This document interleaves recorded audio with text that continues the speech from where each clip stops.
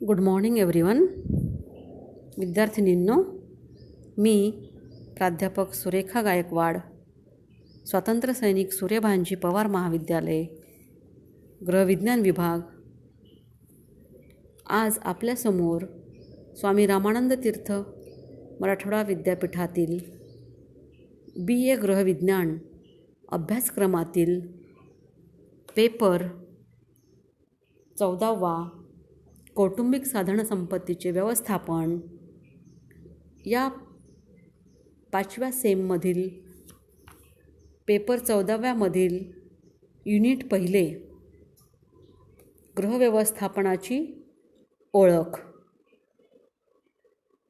या प्रकरणातील विविध उपमुद्द्यांचा अभ्यास आपण आजपासून सुरू करणार आहोत.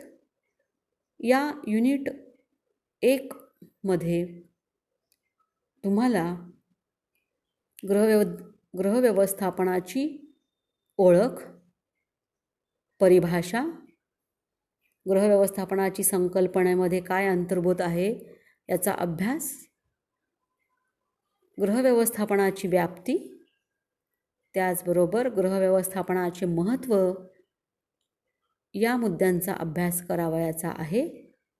तसेच या प्रकरणात गृहव्यवस्थापनातील प्रक्रिया, नियोजन, नियंत्रण आणि मूल्यांकन याविषयी सविस्तर जाणून घ्यावयाचे आहे. तर आज आपण गृहव्यवस्थापन ही संकल्पना समजून घेण्यासाठी प्रथमतः व्यवस्थापन म्हणजे काय हे समजून घेऊ आणि त्यानंतर गृहव्यवस्थापनात कोणत्या गोष्टींचा अंतर्भाव होतो हे समजून घेऊयात. व्यवस्थापन हे मानवी संस्कृती इतकेच पुरातन आहे. व्यवस्थापन म्हणजे व्यवस्था करणे. एखाद्या उद्दिष्टाकरता व्यक्ती एकत्र येतात. कोणतेही काम एकट्याने करणे म्हणजे व्यवस्थापन नाही, तर इतरांकडून व्यवस्थितपणे ते काम करून घेणे म्हणजे व्यवस्थापन होय. उपलब्ध जी साधने आहेत, ज्याला आपण रिसोर्सेस म्हणतो, अशा साधनांचा प्रभावीपणे जास्तीत जास्त उपयोग करून घेण्याचे शास्त्र म्हणजे व्यवस्थापन होय. आधुनिक काळात व्यवस्थापन या व्यवसायाचा अत्यंत महत्त्वाचा घटक मानला जातो. व्यवसाय संस्था, सामाजिक संस्था, शिक्षण संस्था, आरोग्य, क्रीडा, कुटुंब संस्था या सर्वच क्षेत्रामध्ये व्यवस्थापनाचा वापर होत असतो. प्रत्येक ठिकाणी संसाधनांची व्यवस्था करणं, रिसोर्सेसचे मॅनेजमेंट करणं, कार्याचा निश्चित आराखडा तयार करणं, भविष्यातील अंदाज बांधणं, अडचणींवर मात करण्यासाठी व्यवस्थापन हे अत्यावश्यक आहे. मग ते कोणत्याही क्षेत्रातील असो, एखाद्या कुटुंबाचे व्यवस्थापन असो की एखाद्या शैक्षणिक संस्थेतील व्यवस्थापन असो, सर्वच व्यवस्थापन हे महत्त्वाचे आहेत. व्यवस्थापनाच्या व्याख्या पाहूयात. व्यवस्थापन म्हणजे मार्गदर्शन नसून व्यक्तीचा विकास करणे होय, असं लॉरेन्स या तज्ज्ञांनी स्पष्ट केलं आहे. हेनरी फेयॉल यांच्या मते व्यवस्थापन म्हणजे भवितव्य ठरवणे, नियोजन करणे, संघटन करणे, साधन मिळवणे, समन्वय साधणे व नियंत्रण ठेवणे होय.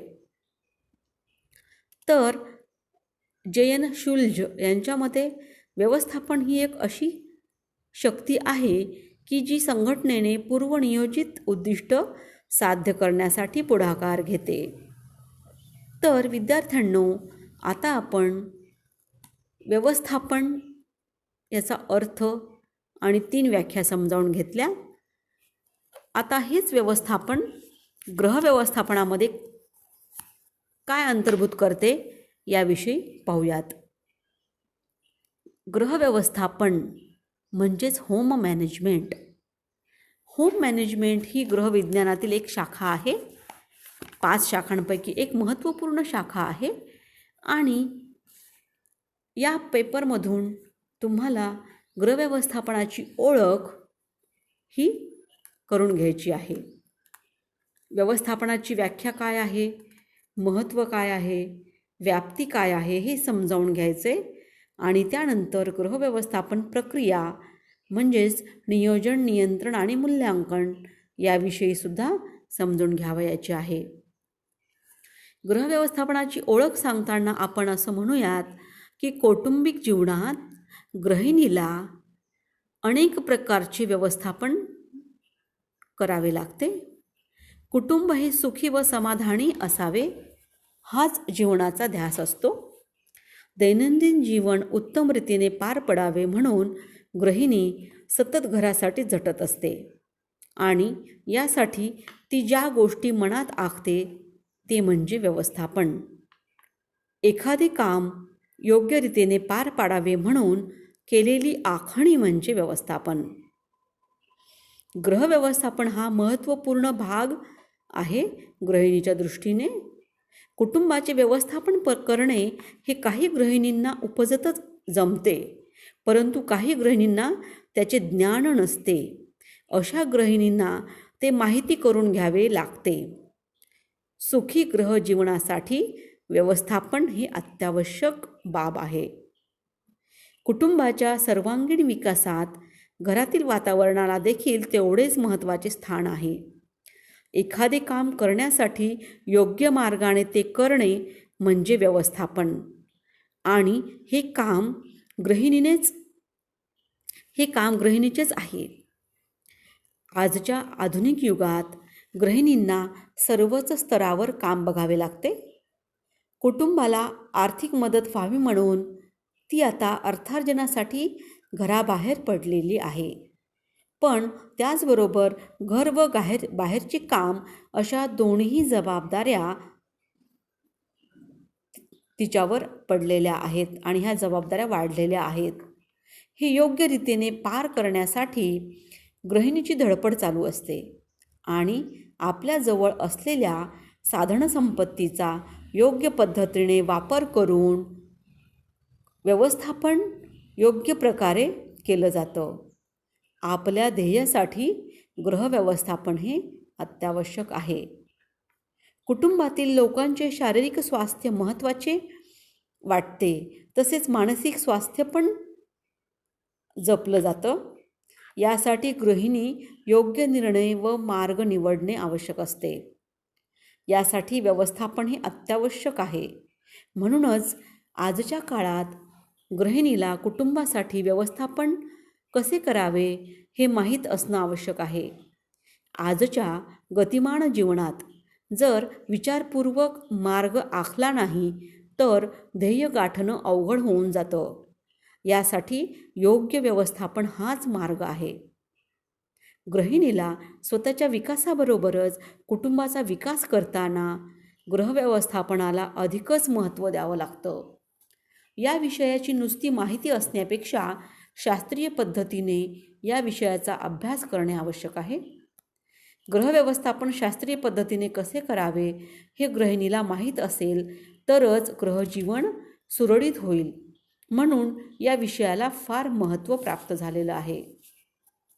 गृहव्यवस्थापनाच्या व्याख्या बघत असताना साध्या सोप्या भाषेत गृहव्यवस्थापनाचा साधा सरळ अर्थ काढताना आपण असं म्हणू, आपल्याजवळ जे आहे म्हणजे जी साधनसंपत्ती आहे तिचा योग्य पद्धतीने वापर करून लक्ष्य गाठणे म्हणजे व्यवस्थापन. एखाद्या विषयाची कल्पना येण्याकरिता त्या विषयाची व्याख्या करणं महत्त्वाचं आहे, कारण व्याख्येमुळे त्या विषयाची व्याप्ती आपल्या लक्षात येते. काही अभ्यासकांनी या विषयाच्या व्याख्या केलेल्या आहेत आणि त्या आपण माहिती करून घेऊयात. प्रथमतः निकेल व डॉर्सी यांनी केलेली व्याख्या पाहूयात. कौटुंबिक लक्ष्य प्राप्तीकरिता उपलब्ध असलेल्या साधनसंपत्तीचे नियोजन, नियंत्रण आणि मूल्यांकन करणं म्हणजे गृहव्यवस्थापन होय. बघा, या व्याख्येमधून कौटुंबिक लक्ष्य प्राप्ती करायची, त्यासाठी कौटुंबिक साधनसंपत्तीचा उपयोग करून घ्यायचा आणि योग्य नियोजन, नियंत्रण आणि मूल्यांकन करून गृहव्यवस्थापन करणं म्हणजे गृहव्यवस्थापन होय. एखाद्या कामाची आखणी केल्यानंतर त्या आखणीनुसार काम घडवून आणणं म्हणजे तो आराखडा नियंत्रित करणं. आणि नियंत्रण म्हणजे एखादं कार्य पार पाडल्यानंतर त्यामध्ये किती यशस्वीता गाठल्या गेली किंवा कोणत्या चुका झाल्या या बाबतीत मूल्यांकन करणं म्हणजेच गृहव्यवस्थापनाच्या ह्या 3 महत्त्वाच्या पायऱ्या आहेत: नियोजन, नियंत्रण आणि मूल्यांकन. आणि ह्या सर्वांचा समावेश गृहव्यवस्थापनामध्ये होतो असं निकेल आणि डॉर्सी यांनी त्यांच्या व्याख्येतून सांगितलेलं आहे. आता आपण डॉक्टर नॉल यांची व्याख्या समजून घेऊयात. गृहव्यवस्थापन म्हणजे केवळ काम करणे नसून विचारपूर्वक घेतलेल्या निर्णयानुसार केलेले काम होय. कोणतंही काम जर यशस्वीपणे पूर्ण करायचं असेल तर गृहव्यवस्थापन खूप महत्त्वाचं आहे. एखादं काम करण्यापूर्वी आपण विचारपूर्वक निर्णय घेऊन ते काम सुरू करतो आणि ते काम पूर्णत्वास नेतो. याला देखील गृहव्यवस्थापन असे म्हणतात. आता आपण ग्रॉस, क्रॅन्डल, वल्बर्ट इना यांची व्याख्या समजावून घेऊयात. गृहव्यवस्थापन एक मानसिक प्रक्रिया आहे ज्यामध्ये नियोजन, नियंत्रण, मूल्यांकनाद्वारे कौटुंबिक साधनसंपत्तीचा वापर करून कौटुंबिक ध्येय, उद्दिष्ट प्राप्त केली जातात. या व्याख्येमध्ये देखील एक मानसिक प्रक्रिया म्हणजे मनातल्या मनात केलेली ही प्रक्रिया आहे असं म्हटलेलं आहे की गृहिणी ही स्वतःच्या मनामध्ये काही आखणी करते, त्यानुसार थोडंसं नियोजन करते, केलेल्या नियोजनाप्रमाणे ते कार्य पूर्ण करते आणि मग कार्य पूर्ण झाल्यानंतर काय उणिवा राहिल्या, कोणत्या चुका झाल्या, किती यशस्वी झालं नियोजन, या बाबतीत अवलोकन करणं याला इव्हॅल्युएशन आणि मूल्यांकन असं म्हणतात. आणि हे सर्व करताना कौटुंबिक साधनसंपत्तीचा वापर करून कुटुंबाचं ध्येय, उद्दिष्ट पूर्ण केलं जातं असं या व्याख्येतून म्हटलेलं आहे. आता आपण गृहव्यवस्थापनाचं महत्त्व समजून घेऊयात. कौटुंबिक व्यवस्थापन म्हणजे आपले ध्येय गाठण्याकरिता विचारपूर्वक निवडलेला मार्ग होय. गृहजीवनात यशस्वी होण्याकरिता गृहव्यवस्थापन हे अतिशय महत्त्वाचे आहे. व्यवस्थापन हे कोणत्याही क्षेत्रातील असो ते योग्य त्या मार्गाने झाले तरच आपले लक्ष्य प्राप्त होऊ शकते किंवा लक्ष्य प्राप्त करणं सोपं जातं. गृहिणीजवळ जी मोजकी साधनसंपत्ती आहे, मग तो पैसा असो, कौशल्य असो, आवड, ज्ञान, शक्ती अशा ज्या साधनसंपत्ती स्वतःजवळ आहेत त्याचा योग्य तो कसा उपयोग करून घ्यावा याचे शास्त्रशुद्ध ज्ञान गृहिणीला असणं महत्त्वाचं आहे. तरच कौटुंबिक जीवन सुखी होईल आणि यासाठी गृहव्यवस्थापन महत्त्वाचं आहे. पूर्वी घरातील कामं करण्यासाठी भरपूर वेळ मिळत असे. आज राहणीमानातील बदल आणि स्त्रियांनी घेतलेल्या बाहेरच्या आणि घरच्या कामाची जबाबदारी यामुळे गृहव्यवस्थापन करणं अतिशय महत्त्वाचं झालेलं आहे. औद्योगिकरण व वैज्ञानिक प्रगती यामुळे जेवढा कामाला वेग आला आहे, पण याला योग्य मार्गानं नेणं हे आपलं काम आहे. म्हणूनच विचारपूर्वक काम करणं याला दुमत नाही. गृहव्यवस्थापन हे केवळ गृहिणीचेच काम नाही, तर कुटुंबातील इतर सदस्यांनी सुद्धा व्यवस्थापनाचा विचार करायला पाहिजे. गृहिणी अनुभवाने आपल्या कामामध्ये परिवर्तन करतच असते, परंतु या पद्धतीला योग्य दिशा मिळणे जरुरीचे असते आणि हे काम गृहव्यवस्थापन करते. गृहव्यवस्थापनाला आज यासाठी महत्त्व प्राप्त झालेलं आहे, ते म्हणजे कामाचे विभाजन करणं हे योग्य व्यवस्थापनामुळे शक्य होते. कारण स्त्रीचे कार्यक्षेत्र हे विस्तृत झालेले आहे, त्यामुळे कामाचा दृष्टिकोन बदललेला आहे आणि काम योग्य पद्धतीनं व कमी श्रमात करण्यासाठी व्यवस्थापन मदत करतं. गृहव्यवस्थापनाचे महत्त्व यामुळे देखील वाढलेले आहे, ते म्हणजे व्यवस्थापन केल्यास कमी श्रमात जास्त काम करून व्यक्ती नेहमीच उत्साहित राहू शकते. एकामागून एक नुसती श्रमाचीच कामं करत राहिल्यास शारीरिक थकवा जाणवतो व काम पूर्ण होत नाही, परंतु कमी श्रमाचे व अधिक श्रम पडणारे असे अधूनमधून दोन्हीही पद्धतीने काम केल्यास काम करण्याची क्षमता वाढते. यासाठीच योग्य गृहव्यवस्थापन आवश्यक आहे. त्याचबरोबर कामाची क्रमवारी कशी करावी याचे ज्ञान असणे गृहिणीला आवश्यक आहे. गृहिणीला कुटुंबातील सदस्याकडून देखील कसे काम करून घ्यावे, त्यांच्या आवडीनिवडी, ज्ञान, कौशल्य यांचा वापर योग्य पद्धतीने कसा करून घ्यावा याची माहिती असल्यास ती गृहिणी गृहव्यवस्थापनाची जबाबदारी अधिक चांगल्या रीतीने पेलवू शकते. यासाठी गृहिणीला व्यवस्थापनाचा अभ्यास असणं महत्त्वाचं आहे.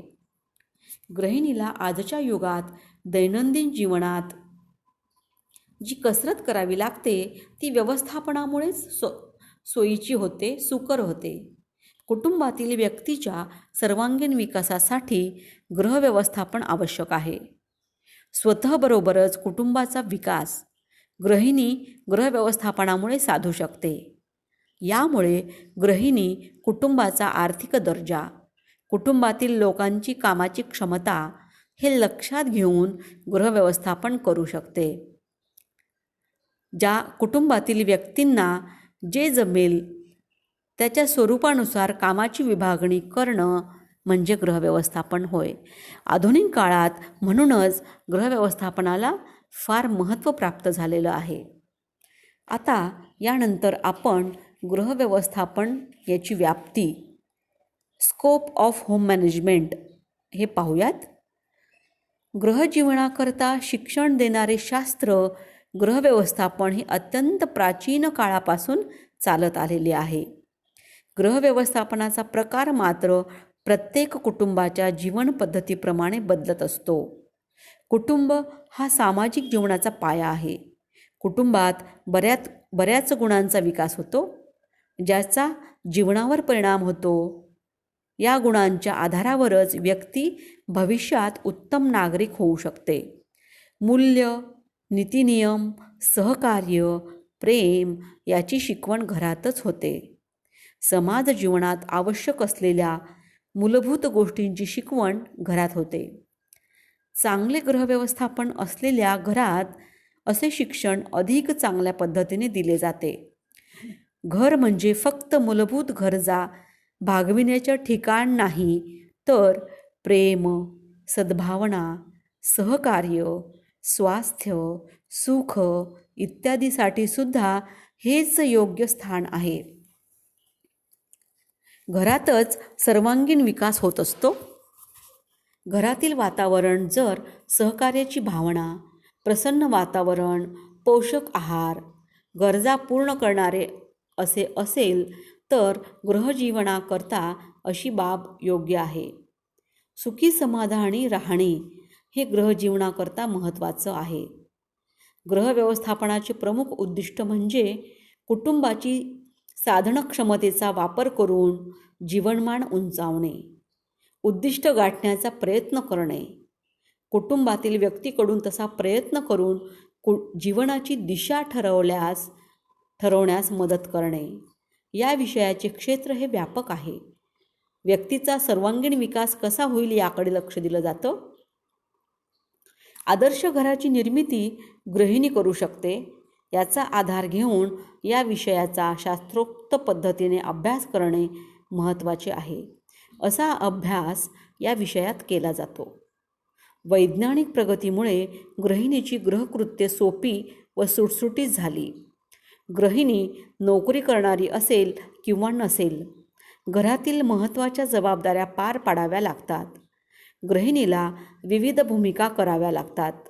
यातच पोषणशास्त्र, अर्थशास्त्र, मानसशास्त्र, शिक्षणशास्त्र, गृहव्यवस्थापिका, माता, पत्नी या अशा अनेक भूमिका पार पाडाव्या लागतात.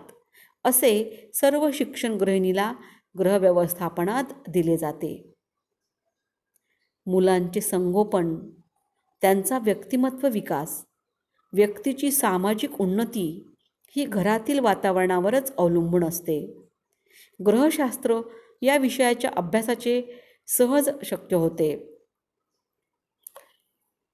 जेव्हा एखादी स्त्री सर्वांगीण विकासाच्या दृष्टीने विचार करते, तेव्हा या विषयाचे ज्ञान असणे अतिशय महत्त्वाचे आहे. गृहकार्यासाठी व्यवस्थापन महत्त्वाचे आहे. यामध्ये व्यवस्थापन पायऱ्यांचा उपयोग केला जातो. निर्णय कसे घ्यावेत, कार्य सरलीकरणाचा उपयोग, कौटुंबिक साधनसंपत्तीचा उपयोग कसा करावा, अर्थव्यवस्था, कुटुंबातील व्यक्तीच्या आवडीनिवडीनुसार कामाची विभागणी अशा विविध घटकांचे विस्तृत अध्ययन गृहव्यवस्थापनात केले जाते. गृहव्यवस्थापनाच्या दुसऱ्या भागात गृहनिर्माण, गृहसजावटीचे अध्ययन करण्यात येते. घरासाठी जागेची निवड, खोल्यांच्या योजना, रंगयोजना, गृहमूल्य, गृहसजावट, फर्निचर, श्रम, वेळेचा सदुपयोग, कार्य सरलीकरणाच्या पद्धतीचा उपयोग अशा सर्व घटकांचा सविस्तर अभ्यास करणारे शास्त्र म्हणजे गृहव्यवस्थापन शास्त्र होय.